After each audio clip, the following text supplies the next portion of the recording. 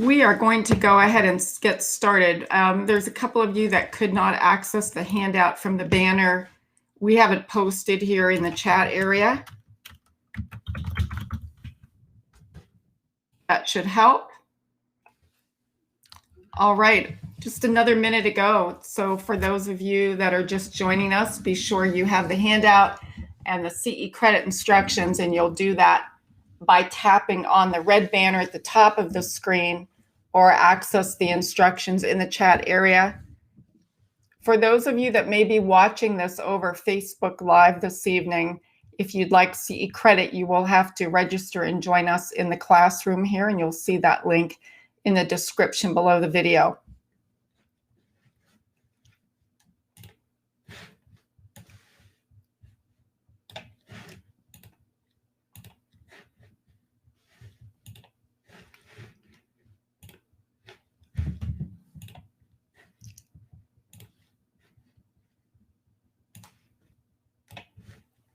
Okay, this is Tooth Adornment Through the Ages, History, and Current Perspectives. This is being recorded on April the 11th, 2024. If you are watching the recording later and you would like CE credit, please scroll below the video player. You'll see the instructions section. Number 2 is the handout, and number 3 is the quiz access. For those of you here live this evening, I'm going to review those instructions with you. And again, tap on that red banner at the top of the screen to obtain those instructions. The exact copy of this presentation is there for you as well. There's my conflict of interest and financial disclosure. We are sponsored this evening by Noble Metal Refining. I have not been paid a speaker's honorarium, nor have I had any contributions from any corporate entities that have altered or contributed to this continuing education presentation. Believe it or not, we offer our classes at no charge. They are evidence-based, they are high quality, and they are scientific in nature. And we're able to do that through sponsorships, through grants. So we do want to thank Noble Metal Refining. Our agenda here for this evening, 5 to 6, will be my continuing education presentation. And at 6 o'clock, we have a very brief presentation by Noble Metal Refining. And for those attendees that stay on for Noble Metal's presentation, all attendees will be entered into a drawing, and 25 of you will win a silver coin. So if you have a few minutes to stay after, I would urge you to. You do have to stay till the end, and it will be time stamped. Last time we had 25 winners, and Noble mailed out their silver coins. So it's a fun giveaway. Stay tuned, stay on. For those of you seeking CE, of course, the quiz is going to expire by April the 18th.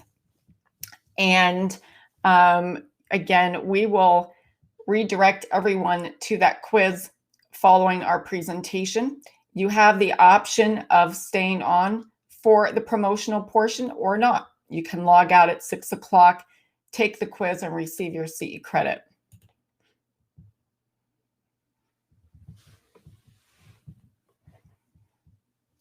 Our learning objectives are here on the screen. We'll review metallurgy and dentistry as a historical and cultural perspective, examine tooth modifications, including decoration, staining, mutilation in various cultures, discuss old school gold restorations as the new fashion statement, recognize trends in bling and tooth jewelry. We'll discuss metal sensitivity, contraindications, and patient preferences, and know the cons of do-it-yourself cosmetic dentistry, which should go without saying, but we'll have a review.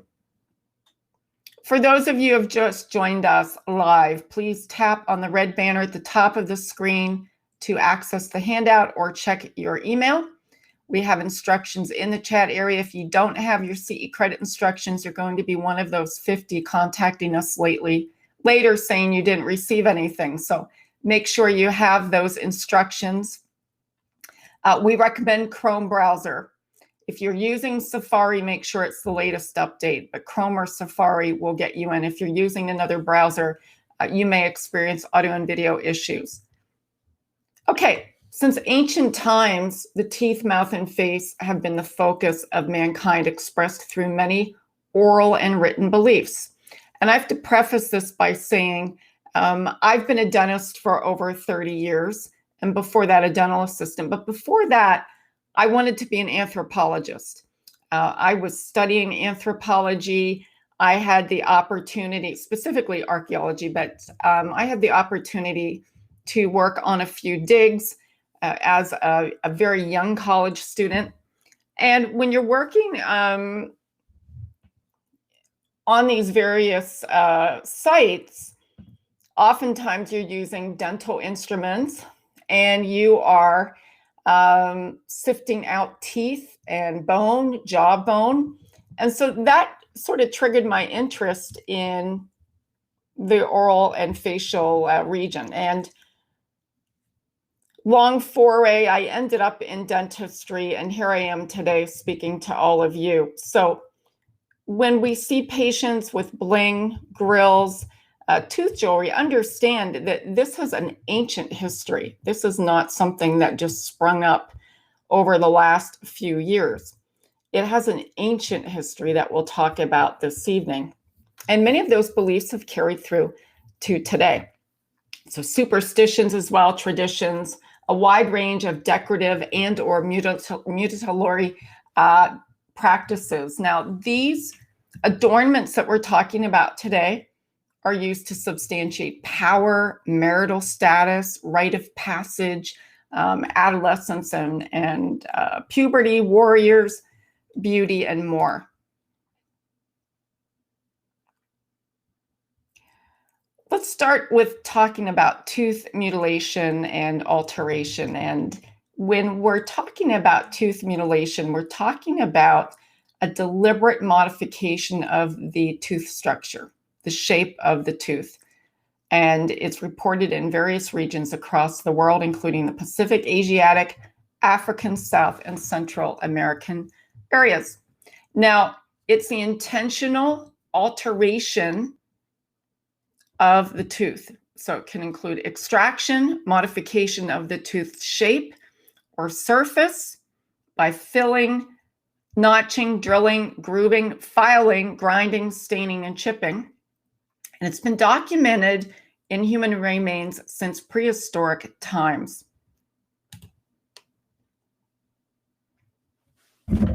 Excuse me. So tooth sharpening, dental ritual mutilations, dental decorations were and still are practiced among many ethnic groups and cultures across the globe. And I'm going to show you a quick video here you'll see in a minute of such a practice. And this is tooth filing in Bali. It's called Mediated, and it is a rite of passage from teenagers to their adulthood years. You're going to hear it from the standpoint of one who is transitioning into her adulthood. It's fascinating information, and that'll get us started for the rest of the presentation. There are going to be a couple of you out there that will not hear this on a couple of your devices because this is a browser-based platform. So in that case, we have the link for you in your handout. I will also place the link for you in the chat area.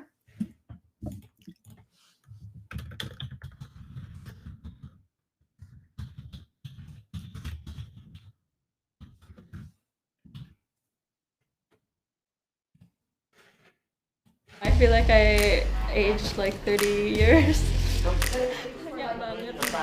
So now I'm an adult who may or may not be able to eat meat and bite properly.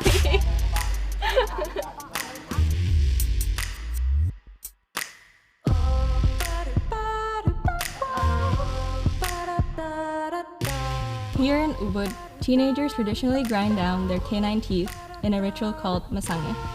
It's supposed to spiritually break us from our animalistic instincts and ancestors. When we complete this ritual, we're officially an adult and allowed to have sex and marry. Today is the last day of my grandmother's funeral, which means it's my turn to cut spiritual ties with her and become a woman. Are you nervous? Yeah, I'm nervous. Soalnya aku Virgo yang nggak suka attention. I feel like such a queen. I have like 2-3 people helping me out. We're in hideaway until we get called up to go do our potong gigi, our tooth filing, and then by then we'll be an adult, according to Balinese spirituality. Jadi benar-benar gigi kita bukan cuma sekedar emang untuk menghilangkan kayak apa ya, taring itu bentuk dari penghilangan satripu, kayak keenam sifat jahat dalam diri manusia. It's about control yourself. Ya kan, Ge? Control your anger, your jealousy. Ini adalah kewajiban sebagai orang tua, jadi kewajiban yang harus dipenuhi. Tante sebelum kawin ke sini harus Tante potong gigi, karena itu kewajiban orang tua Tante. 15 menit ngapain? Hah? So now they're just saying, like, I think they're going to do the tooth filing at 11, and now they're saying we have to get ready in 15 minutes, and I think there's so many events that are happening, and there's a lot of miscommunication and communication between the priest and the people and us. There's a lot of drama already, like such family and like spiritual and kayak hantu banget sekarang kan. In the meantime, traditional priests, we call them sanggeng, are busy prepping the tools. Each one has its own specific purpose. Ini pertama namanya ini palu, kita untuk pertama ngambil giginya pertama. Dari itu yang kedua nanti kita gunakan untuk gininya, kikirnya untuk menghaluskan giginya yang dipotong tadi gitu. Dari itu habis itu ini kita pakai kayu cenana namanya untuk supaya kita menjadikan laras giginya tuh bagaimana gitu, supaya kelihatan lebih indah lah gitu, lebih bagus gitu. Mana pacar? Mana pacar? It's like the main topic of conversation for everybody. I think women after 20, they're all starting to suspect who their partners are. Biasa. Biasa banget.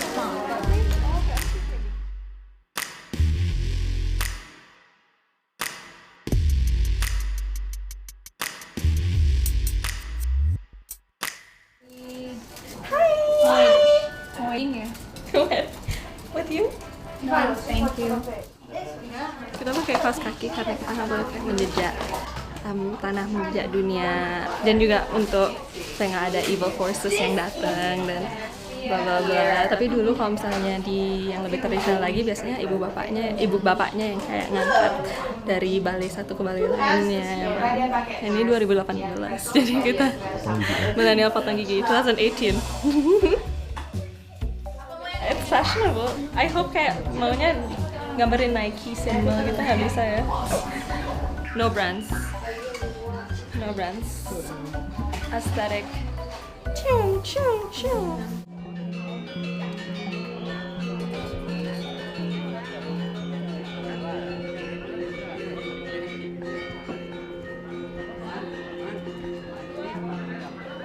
Now I'm on my way to the ceremony.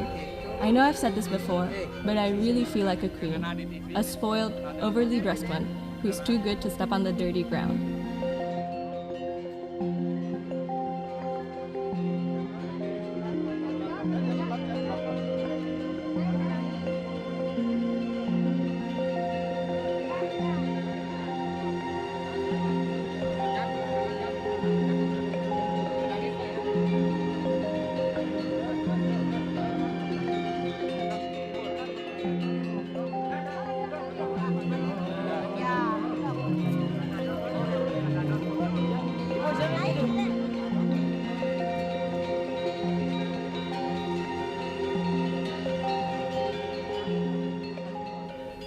My dad told me not to close my eyes.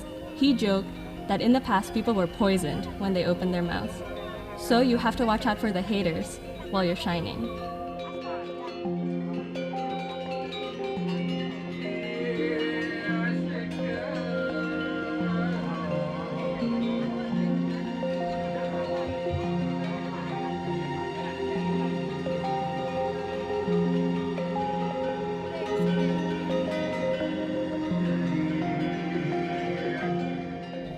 I was warned not to smile, except in the mirror, to avoid being cursed.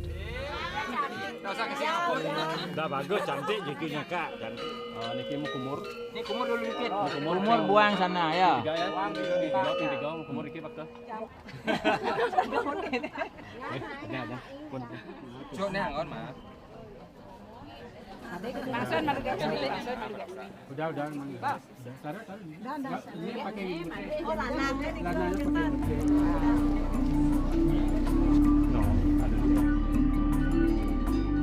Yeah, the minute you lay down, like you really feel benar-benar like now I know why it's like such a serious ceremony, because emang benar-benar kamu tuh nggak ngadapin the roof of the body, so it's like benar-benar intense dan benar-benar like wow.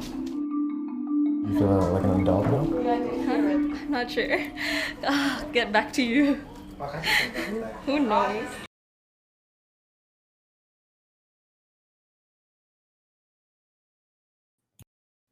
Okay, that's Medita. Any comments about that? Outside of the filing, I like I love the cultural aspect of this, that they want to send their children off into the world. They believe that's the best possible scenario for them, very protective, outside of filing their teeth and mutilating them. I love the idea that that's how they transition their teenagers into adulthood. But I'd love to hear your comments.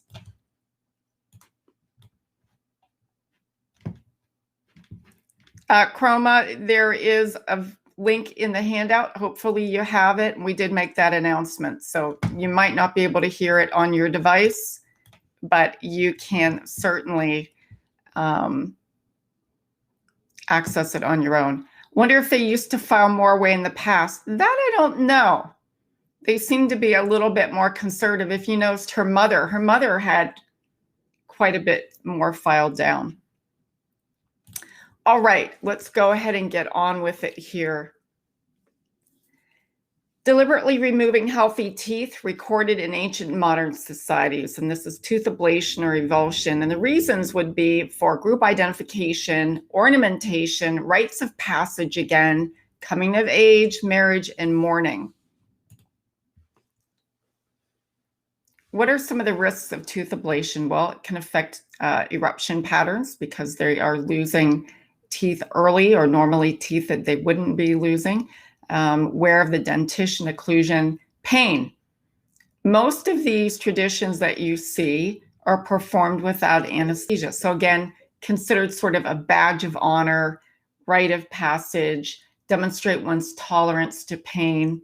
Also, infection is a known risk, impact of speech and pronunciation, as well as just trauma from the event.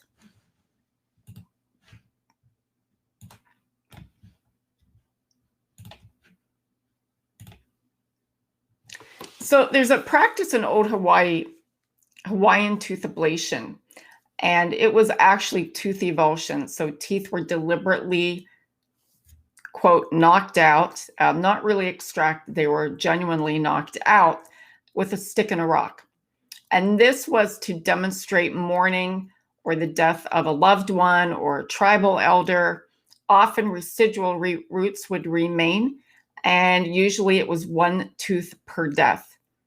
Prior to Christianity arriving the shores of Hawaii, it was common, not uncommon, to see a mature man with missing several or all of their anterior teeth, because as you grew older, of course, you were going to lose more relatives, and that meant you were going to lose more teeth. And there's a link there for you. And there's the practice, stick in a rock. So it wasn't really extraction. It was knocking out the tooth with that rock. And again, the concern was leaving residual roots, possibly infection, and so forth. So by the time you grew old, you were going to lose quite a few teeth that way. All right, what about Africa, tooth avulsion? Kenya, Tanzania, South Sudan, dental avulsion is considered a Nilotic custom. And in the South Sudan, the lower incisors or the canines are extracted shortly after they erupt as a rite of passage, also to signify beauty and to assist in the emission of specific linguistic sounds in pronunciation of certain words in their language. Now, I'm going to preface that by saying, so I was working with a refugee organization, a nonprofit, as a consultant. Oral health, we had a clinic that we were opening. And the South Sudanese came to me to tell me about this practice, that males in many of their villages would have their canines removed. Not with anesthesia, by the way. It was considered a rite of passage. And the boys that did not want to participate would be bullied and badgered. They would be called goat teeth because their canines were erupted. But the problem that they had was that as these young men transitioned into adulthood, and many of them had found their way in the US, they were having problems becoming employed because they had missing anterior teeth often, but also it made them difficult to speak English in some ways. It affected their speech. It affected the way they, their enunciation, etc. So they had some grant funding for some of these boys that were now young men to have implants placed, to have those teeth replaced. Japanese tooth blackening, one of the more unique tooth traditions from Asia, when members of the tribes in Japan, Vietnam, was also popular in Thailand and the Philippines, China as well. It is a ritual of blackening teeth. We're going to talk about how that is done. It's called ohuguru, and it's a custom of dyeing the teeth black. It's been around since prehistoric times, and here are two skulls that demonstrate one with ohuguru and one without. So they use a solution that's called kanamisu, and it's an iron powder combined with vinegar and tea and rice wine. So the vinegar and rice wine, of course, is the acidic part that is going to help make the enamel more porous. It is to celebrate an individual who's reached puberty. At least that was the original intent. In the Japanese Edo period, ohuguru was performed among wealthy women who were married, but not exclusively, so the geisha. Now, early theories that stopped this practice claimed that ohuguru was actually done to prevent the wife from cheating on her husband. And so black teeth were used to make her look unattractive. So you'll see some of these traditions that change their focus a little bit, right? And this is one of those. So having a white painted face is considered beautiful, and having thick black teeth makes a person complete and perfect. And Japanese believe this practice hides also the imperfections, the yellowish color of the teeth, because it's considered to tarnish the smile of a woman with a white face. In addition, it aims to hide all of the defects in the teeth, and the material used provides protection, it's thought, such as preventing the formation of caries and strengthening the gingival tissue. In the Vietnamese culture, the belief was that white teeth belonged to ghosts, animals, and savages, and young girls were subjected to 3 days of pain with charcoal, salt, and lime solution applied to erode the enamel again to make it more porous to accept the dye, as well as betel nut and chemical dyes to stain the teeth. Eventually, that practice also transitioned into signifying a rite of passage for females that were ready for marriage. And again, if you've joined us a little late, be sure you have the handout by tapping on that red banner at the top of the screen, or checking your email, or checking the instructions we have in the chat area. I'm going to talk about the Mayan culture next.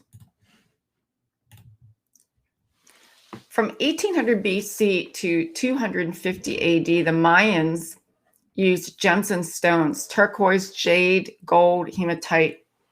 They were very sophisticated dentists, actually. They used hand drills or bow drills, as well as cosmetics. And this is one of those hand drills called a bow drill. And you can see in that inset photo here, the notching and drilling and some of the teeth that are filed down as well. But also look at the intricate jewels. And this is from, thousands of years ago. It's still there, that were placed in these teeth by these preparations that these dentists prepared with these bow drills. So I'm going to show you a quick video here. This is from the British Dental Association. Again, if you're unable to hear the video, we have the link for you in the chat area.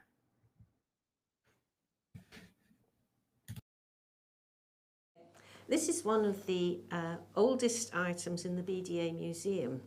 We think it dates from about the 9th century AD, and it's a Mayan tooth.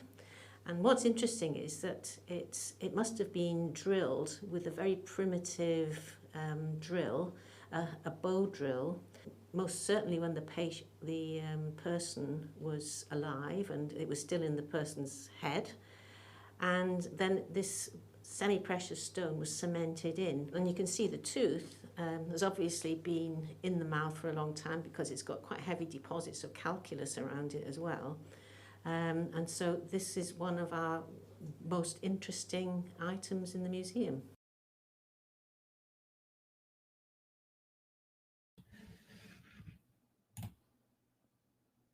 Okay, we're going to talk now about the first grills. The Etruscan dentists were very sophisticated, and they fabricated these prostheses that today sort of remind you of what a Maryland bridge was, right? But with gold. So these were gold band dental appliances, and they were initially fabricated to wear over existing teeth. And the tooth that was replaced by the pontic was intentionally avulsed, all right? And then later they used natural teeth as a replacement, but initially they used gold. And the earliest is dated to the 7th century BC. These appliances were all worn by women, many following, again, dental ablation, deliberately removing one or more teeth. And the appliances themselves were made by goldsmiths. The dentistry, however, was practiced by physicians. By 630 BC, the Etruscan metallurgists in central Italy had begun to apply their impressive goldworking skills in the production of these dental bridges, these pontics. And you'll see that the gold tooth, the pontic, is actually a hollow gold mounted on this thin strip of gold. And it was originally, again, made to be a decorative replacement for a tooth that was intentionally removed.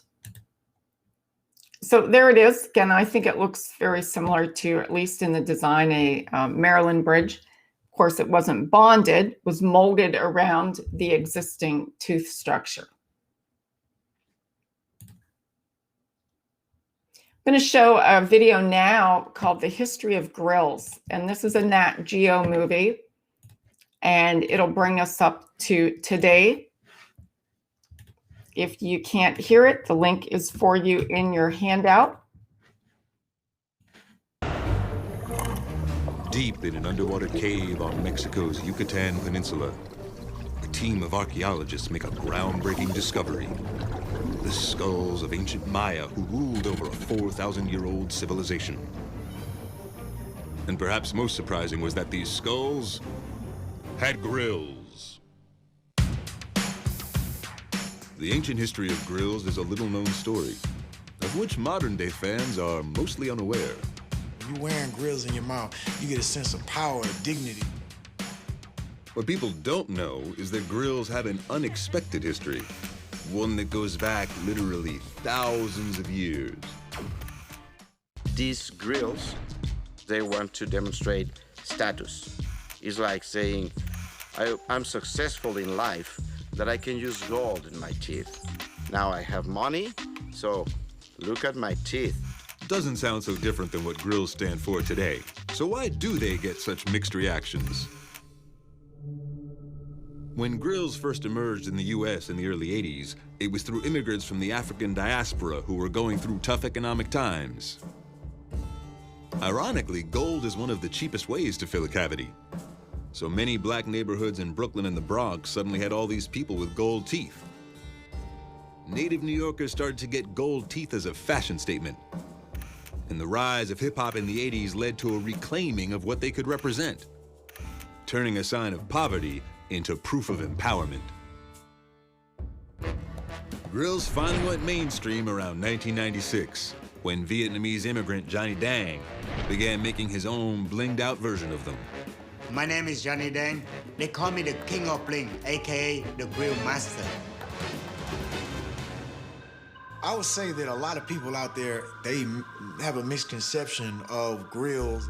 It's been a big part of our culture. Okay, so I remember being very small and seeing my grandma Flo with a gold cap right here and my Auntie Mona with a gold cap right here. I'm educated. I have no felony criminal history. Just because somebody chooses to show them by putting it in their mouth makes them no different from the person that has 8 cars.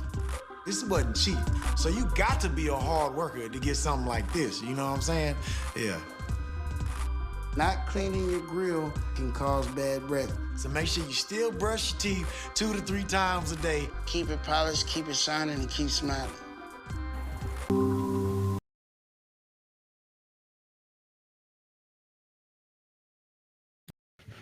Okay, any comments?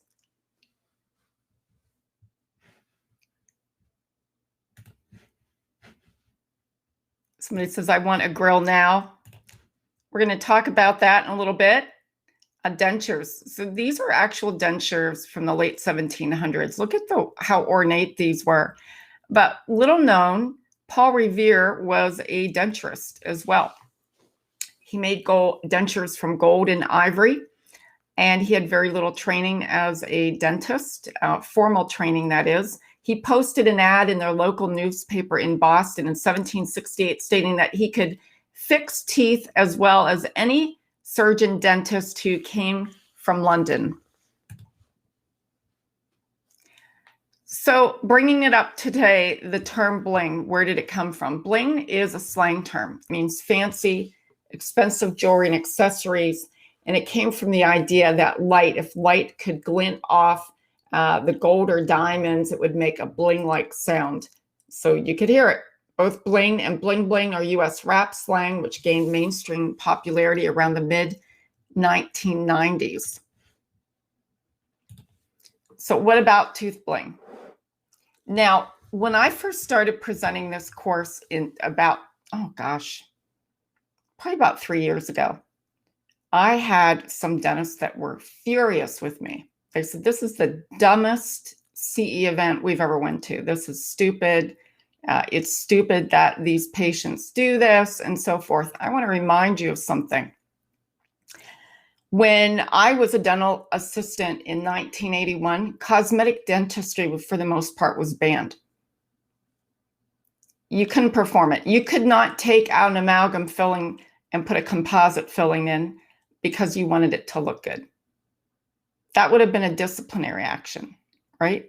So things change. Now, I'm not saying I'm for this. It's not something for me. But the fact is that you have patients out there that are interested in this. Whether or not you provide it, it is an opportunity to have a conversation with them about their oral health, right? They have an interest in their oral health. They're showing you. They're telling you this. It may be misguided in some cases, but it's an opportunity for you to have the discussion. All right. Comment here. Yes, Dr. Lagergren, I am familiar with those too. In the 1980s, I volunteered in a migrant clinic. I saw a lot of gold and silver veneers from Mexico. Unfortunately, most had significant decay underneath and required removal. I'm going to copy that and put it in the. So I had a similar experience when I was training at UCSF in the early 1990s during my surgical rotations, actually restorative too. We had immigrants to the Bay Area from the Ukraine at that time. There was conflict.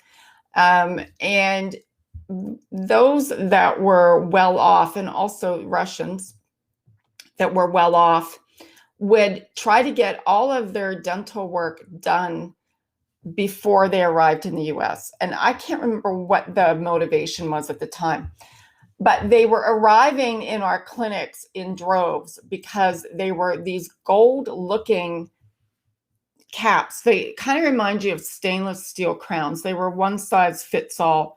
A lot of these patients were having periodontal type reaction to the base metal as well. The periodontal tissue was in horrible shape. Many of them came in with infection and so forth, abscess teeth, etc. So I think it was probably similar to what you're talking about, Ken. Similar situation. So what about tooth bling again? The 90s trends are coming back full circle, including music and tooth bling, and tooth adornments, gems, grills are again being popularized in pop culture as well as sports, athletes, etc. Here's Beyonce. So notice this obviously is hopefully a removable prosthesis, but the tooth sharpening, right? Looks a lot like what we saw here earlier. Okay, let's talk about tooth gems. Do it yourself. You may have patients coming in now with some of these tooth gems. You may be a few of the hygienists that are placing these. Occasionally we'll have someone in our group that is actually placing these. So nail salons, hair salons, piercing studios, body art now, you can take 3-hour classes and you too can apply tooth gems. This is an Instagram ad. Here's another one, how to training taught by a dental hygienist. Platinum tooth gems and whitening. This is a training course. It was posted, looks like 3 years ago. And course content here, how to apply tooth gems, tooth whitening. You can get the duo course. This is some sort of spacer here that's also popular. All right, let's watch the video. This is a how-to video on YouTube, how to apply tooth gems.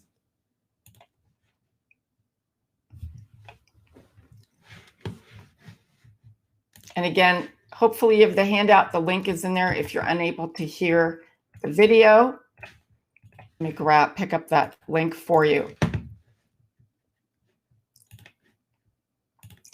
So this is a young woman on YouTube, and she has a bazillion followers, and she shows how to apply tooth gems, etc.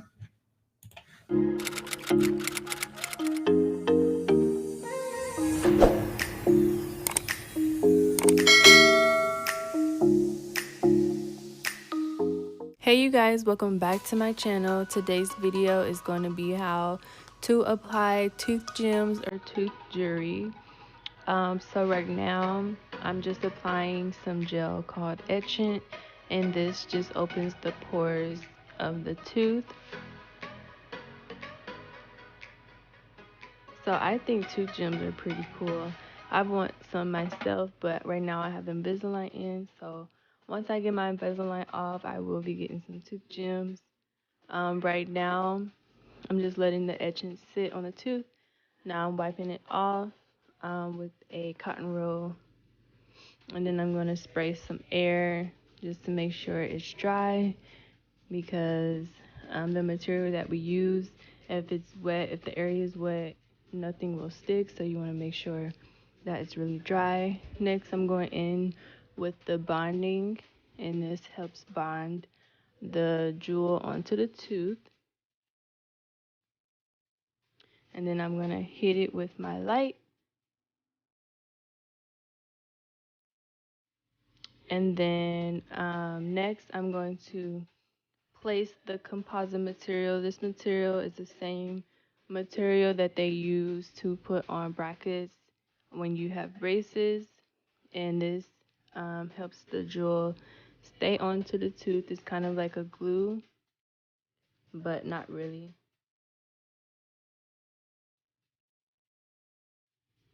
So that's me applying a little dot. So she wanted hers in the center of her lateral.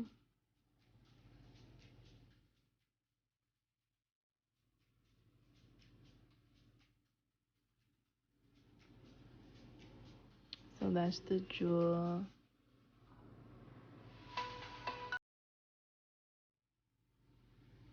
And before you cure this, you want to make sure the patient looks and make sure that it's in the right area that they want it to be in. So she wanted hers a little bit more centered and down a little bit. So that's what I'm doing here. And then I'm going to show her again to make sure that it's where she wants it to be.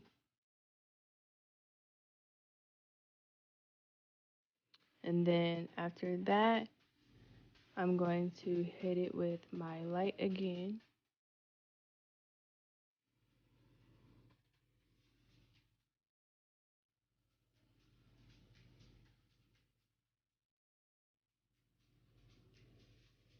And that's it. So it's on there. It looks really good. I love these tooth jewelries. I love the tooth gems. I think it's super cute, super trendy. And I definitely want some on my teeth as well. I hope you guys enjoy.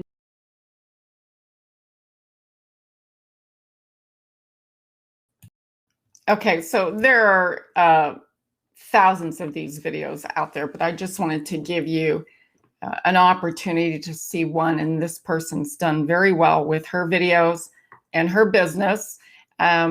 Is it legal in your state? Depends on your state, depends on your designation. You can find out. I'm not sure, Lisa, what they do pay to have a gem applied. That I don't know, but you could probably reach out to Courtney on YouTube, and that link there will take you to her channel.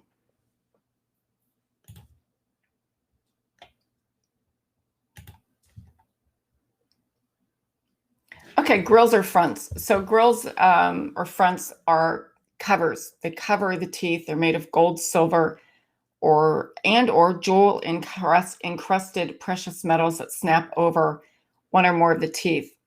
And I have to say, not all, of course, grills are alike, right? Some are going to be made out of terrible base metal, and you may have patients that have reaction to those. Some of them are removable, some of them are not. Some are they're fixed, but they're made to resemble a grill. And some grills may be attached with glue, not meant for internal use.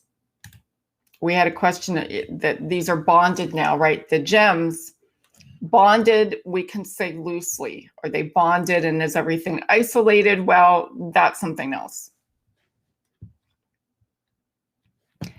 I've heard since these people don't have any type of dental license, the state board has no jurisdiction over them. That I don't know. I know if you do have a dental license and you're doing it, you better check with your board. So, or you're thinking about providing these. Grills, as we saw, have a 400-year history. Slick Rick was a rap legend credited for introducing grills in the late 1980s. Nelly, another rap star, credited for the resurgence of grills when he released grills in the late 2005. The first grills thought to be discovered as far back as we said 2500 BC. And evidence also suggests that other cultures, the Filipino culture, for instance, displayed gold grills as early as 1500 AD. Now, during the late 1990s, gold teeth were a huge trend in Tajikistan, and that was another demographic that they were entering San Francisco, the port, immigrants. And so we often saw them in the clinic in the dental school. Gold grills also still popular in Uzbekistan and other cultures as well. So here's Slick Rick. This grill, not so attractive to me. I'm not sure what's up with that. But, and it's important to know too that one of our colleagues on our site, a friend of our program, Dr. Grace Sun, who practices in Beverly Hills, and she was the first female fellow for the American Association of Cosmetic Dentistry. So she does really beautiful cosmetic dentistry, and she treats many of the stars because she is in Beverly Hills, many of the rap stars as well. And she explained to me that sometimes they are having these grills applied because they don't like how their natural teeth look too. So it's a cover up.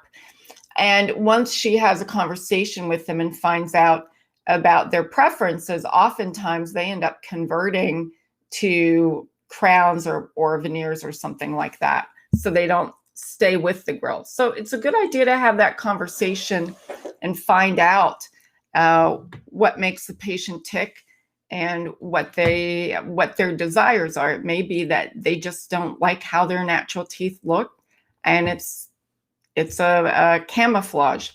This is Johnny Dang. You heard a little bit about Johnny Dang earlier. He is the grills master. He's a legend who made a cameo appearance in Nelly's classic grills video. He offers basic gold sets all the way up into the millions of dollars. And during a 2011 interview on Jimmy Kimmel, Lil Wayne had paid over $150,000 for his. They're now in the millions. I'm going to show you a quick video about Johnny Dang here. Excuse some of the language ahead of time here, but this is going to give you an idea of the business because it is a business.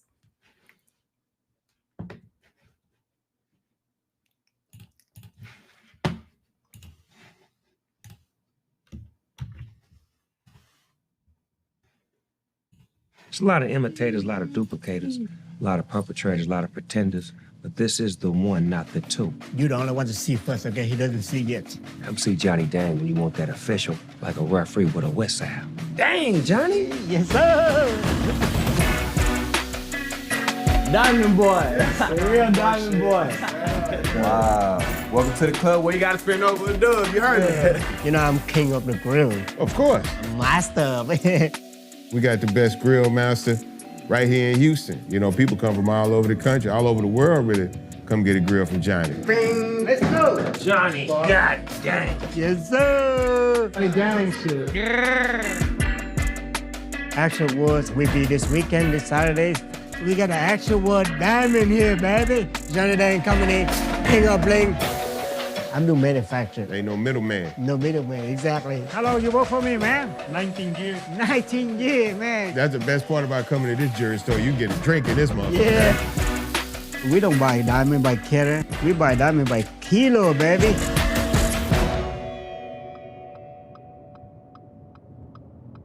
Yesterday was a nice, busy day. We have all the rappers. Post Malone, one of my very good friends. We have fun. We have a good time backstage. I don't know why it's called, but not real ping pong table. What they call it, beer pong. We play beer, we play bing bong ball and drinking beer. So he good at it though. I lost.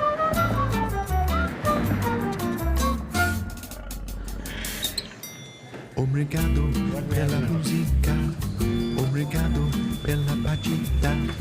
A guitarra suave está tocando. Obrigado, meu amor. Obrigado. We got everything on the list. Today I have a couple of diamond vendors. One of them came from here local, but one of them came from all the way from Israel.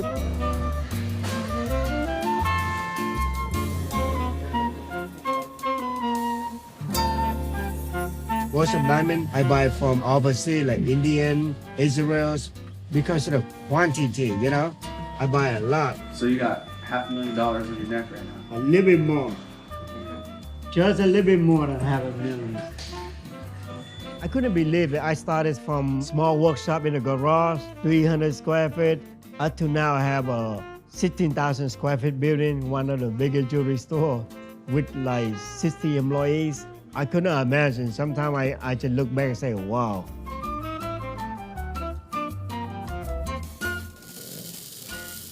You need quarters, thirds, halves? I like this quality, but a little bit smaller size. This is the size you need.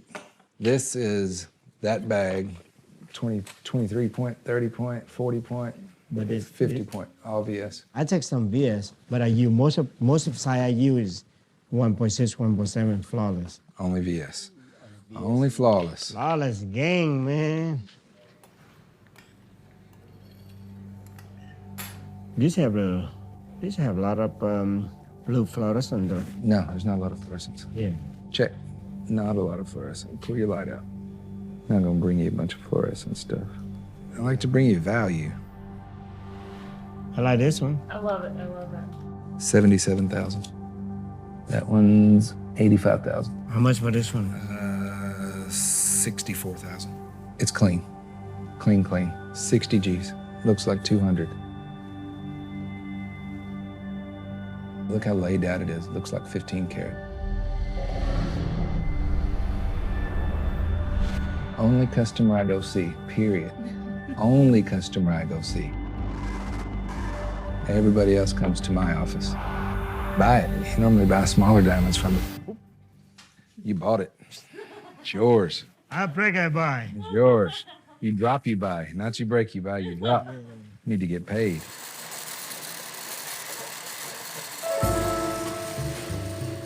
I'm about to show you my manufacturer where I produce all the jewelry. I remember back then, me, myself, sit on the table.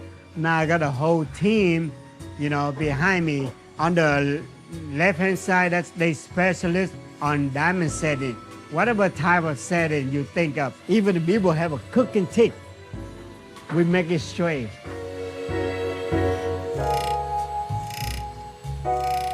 This is a small section here, but high values, high demand values. You see this, the back of the 122 karat for this, just a back of diamond. These are my brothers, my older brothers, Kevin. So tell them a little bit about the diamond. In order to make a great product, we have to focus on the quality of the diamond. So looking at the diamond, we have to look at the clarity and the color of the diamond. Every single one, I have to look at every single one by one. I mean, make sure the whole package is the same. No mix and match. All right. And stuff worked on. That's the other one. CJ, so cool. Where's that one at? I think it's in production right now. My name is Patrick Vo, and I'm the creative director of Johnny Dang Corporation. My name is Johnny Boy, VIP manager here at Johnny Dang & Co. From the jump, how we do things, usually Johnny Dang, Johnny Boy, they send me a group chat. We work on the ideas of the client, and then we run that through the AutoCAD design matrix, and then after that, we would get it printed out. And this is what the machine comes and prints out. I could give you a little glimpse of what it produced. And this right here is one of the wax that we made for Lil Jon's piece. You could really see the detail the machine can really print. After the wax process, we get it sent down to get it invested and casted. This is the casting area. The waxes, we melting.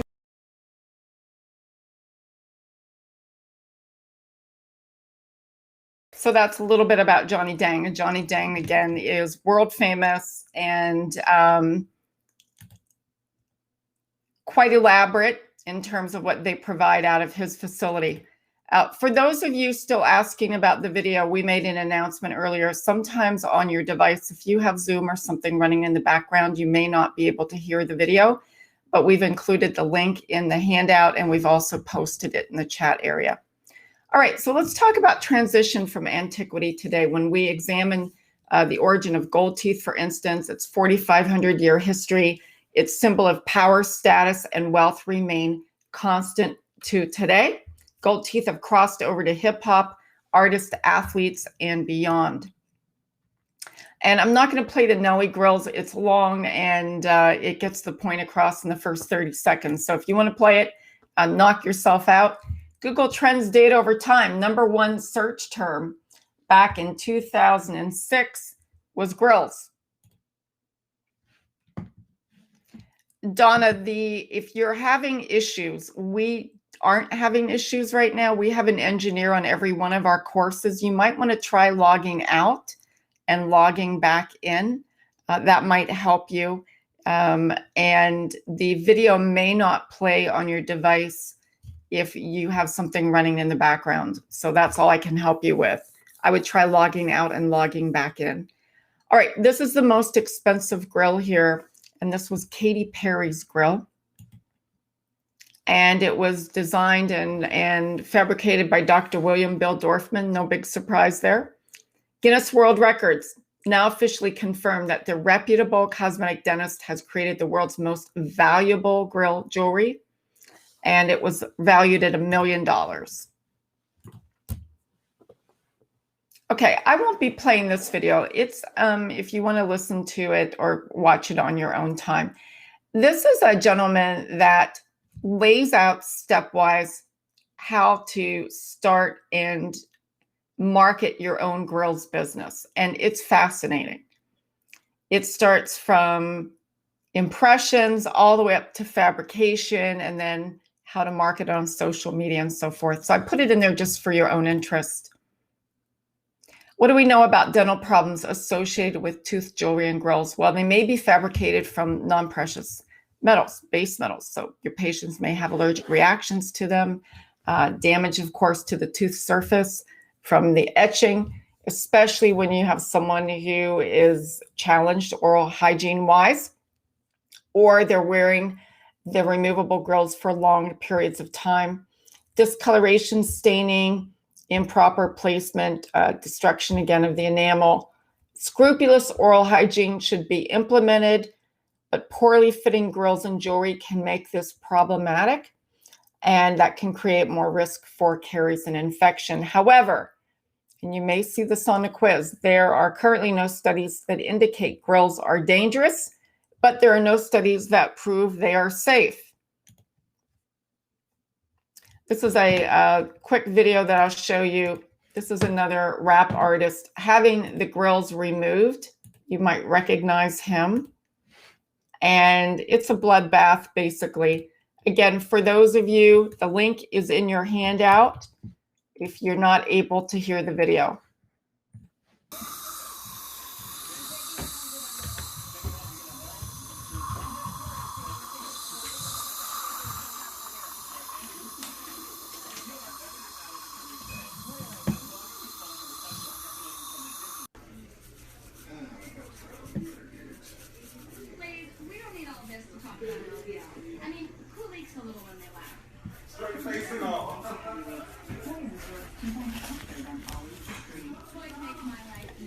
Gotta be in between your gums. How that process we going? I mean, that's real simple. We just inject something inside there. Put it on the side.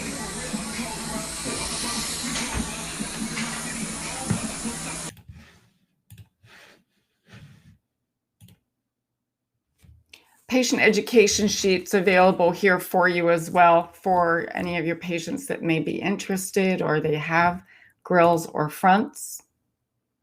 And then the lost wax casting process here, which I won't be showing, but if you have time, you want to watch it, it's interesting. Hasn't changed much over thousands of years. And casting gold crown, again, there's another link for you. Citations are there as well. Go ahead and take your questions. Before I do that, as we close, there's one more video. This is Madonna on Jimmy Fallon.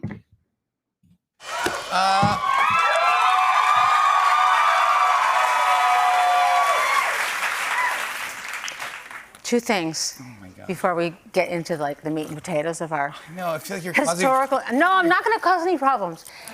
Not this time. I've sold over 400 million, so you correct yourself. All right.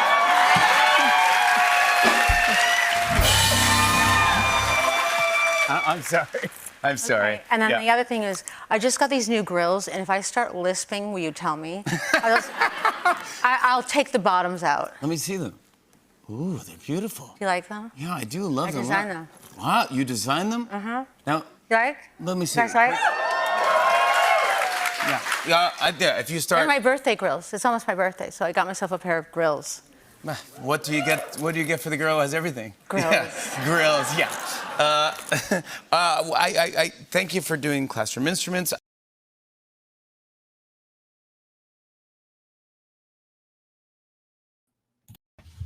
Okay. Any other questions here? Let's see what we have. And again, for those of you, there were a couple of you that could not hear the video on your device. That's because this is browser-based. So if you have another video program in your browser like Zoom, you might have a conflict. We have the links for you there.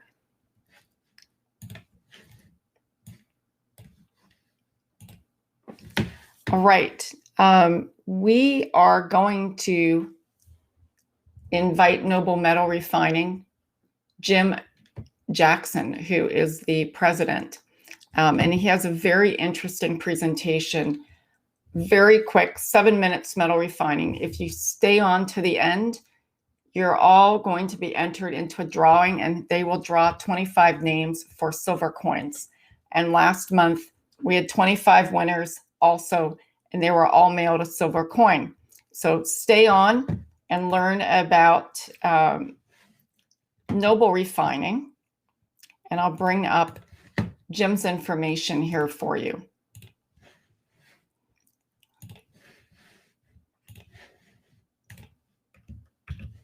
Again, this portion not required for CE credit, but if you're interested in metal refining, and you should be because I'm sure you have scrap, it's important to understand that metal refining is not all the same. And you may not be getting the full return on the scrap metal that you're sending in. Jim found that out the hard way. He had some metal that, or gold, excuse me, that he had to have refined, and he found out he got ripped off, and this was years ago. So he created his own company. Oh, we've got one. Michael got his silver dollar last month. And good. So stay on to the end here, and you'll be entered for the silver coin drawing. I'm going to play the video, and I'm also going to put a link to their website.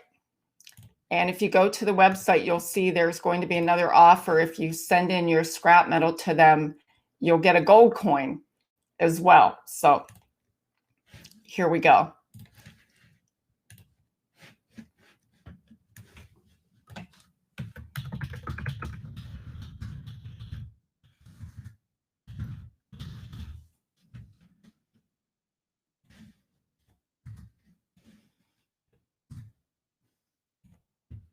I'll put the link to the video here in the chat area. So the blue and gold banner at the top of the screen is how you will reach Noble Metal Refining. And I'll go ahead and play this. Ruth, you might want to log out and log back in. That may help you with your sound. All right, so again, for those of you staying on, be sure to stay till the end, and then you're entered into the drawing. As you heard, we have folks here that got their coin last month. Thank you, Dr. Roling, for that excellent and really informative presentation. And thanks for the opportunity to speak with the attendees today about the advantages of refining and recycling dental scrap collected as part of a dental practice. I'm Jim Jackson. I'm the owner of Noble Metal Refining. For the attendees today, my goal is simple: to explain the dental scrap refining process and answer the most common questions about it. I should have everything to you within 10 minutes. Most questions I get asked: what is my dental scrap worth? Who can I trust when everyone says they pay the most? And what happens to the metal that's in that scrap? I started Noble Metal Refining after retiring for 3 months because a family member was involved in acquiring unwanted gold jewelry, which led me to becoming the largest gold buyer in the Midwest. During that first few years, I used many refineries to refine my gold, and I asked myself the same questions. Who do I trust? How do I know they're accurate? The result was I hired the #1 refinery expert in the world and the U.S. to set up our refinery using the latest technology and a transparent process. Our open door policy means exactly that. Any customer is welcome to come in our facility and watch their metal being refined in person, including the analytics. There are many metals besides the precious metals of gold, silver, and palladium that are in dental scrap. Metals such as ruthenium, gallium, nickel, cobalt, iron, and zinc. We take your dental scrap and extract the precious metals in their purest form. We can then sell the pure metal to industry where we can make a premium. You and I are part of the recycling of these metals. They're desperately needed and often come from unfriendly sources.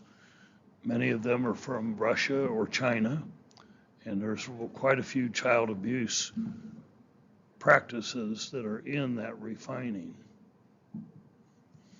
High demand equals high prices. How do we actually handle the dental scrap? Well, first we send you a kit. It's got easy instructions, a return label, paid for at our expense. We receive the scrap, and we check it in, and we video monitor it for security and lot integrity. Our process is OSHA compliant.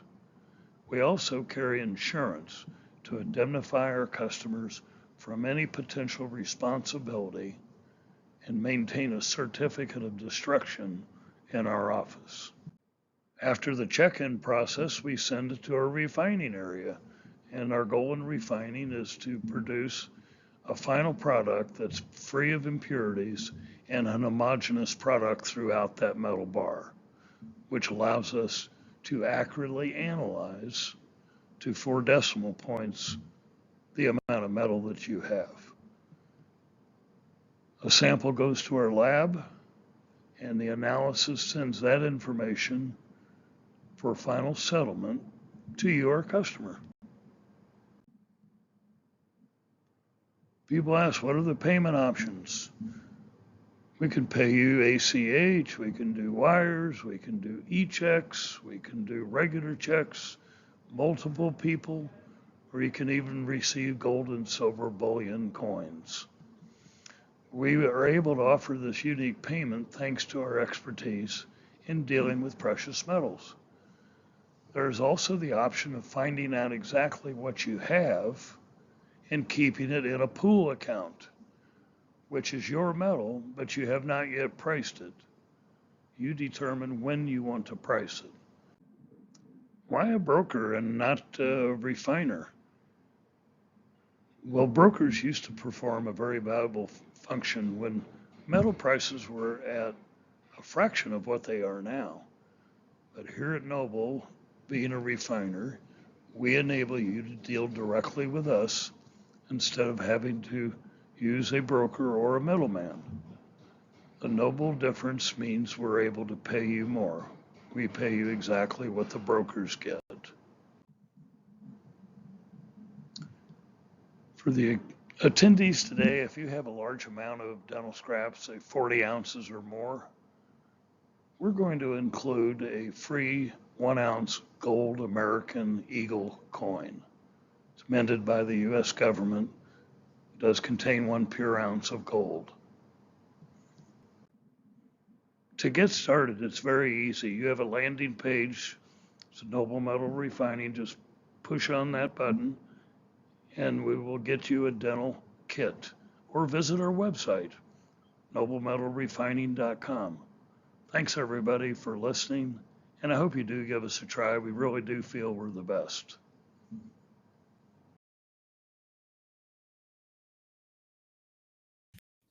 Okay, everyone, and at the top of the screen is also their link. You have Jim's presentation in your course folder, so if it's information you want to take back to your practices, I know practices that have worked with Noble Metal for a long, long time. They're a very ethical company, and they're a very honest company, so everything is recorded and so forth.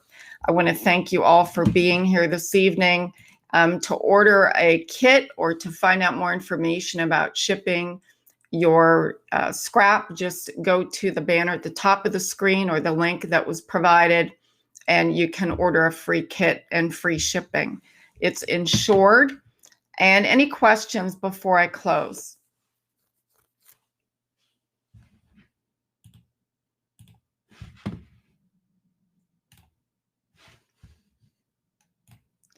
All right. So thank you for staying on, and you all will be entered into this silver coin giveaway. I'm going to go ahead now and direct you all to complete the quiz, and then you'll also get a link that is emailed to you. All right. So I will transfer you right now to a new screen to complete the quiz. Have a terrific weekend if we don't see you, and hope to see you again. Thanks for being here.